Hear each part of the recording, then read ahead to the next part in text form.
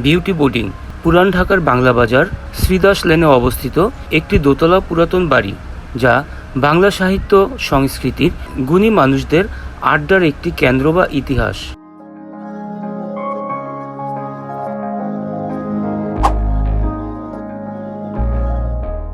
Beauty boarding বাড়িটি ছিল নিঃসন্তান জমিদার সুধীর চন্দ্র দাসের।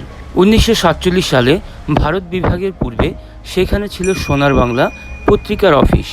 দেশভাগের সময় পত্রিকা অফিসটি কলকাতায় স্থানান্তরিত হয়।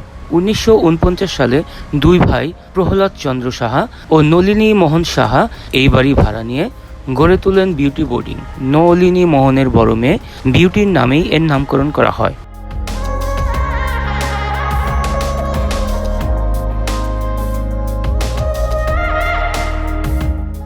বাংলাদেশ স্বাধীনতা লাভের পর 1972 সালে প্রহ্লাদ চন্দ্রের স্ত্রী শ্রীমতী প্রতিভা সাহা ওই দুই ছেলে সমর সাহা ও তারেক সাহাকে নিয়ে বিউটি বোর্ডিং আবার চালু করেন।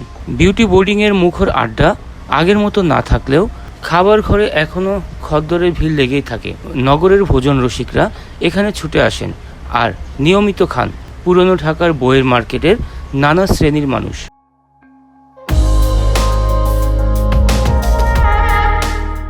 বিউটি বোর্ডিংয়ের জন্মলগ্ন থেকেই এখানে আড্ডা দিতেন প্রথিতযশা কবি, সাহিত্যিক, বুদ্ধিজীবী, শিল্পী, সাংবাদিক, চিত্র পরিচালক, নৃত্যশিল্পী, গায়ক, অভিনেতা সহ বিভিন্ন শ্রেণী পেশার মানুষ।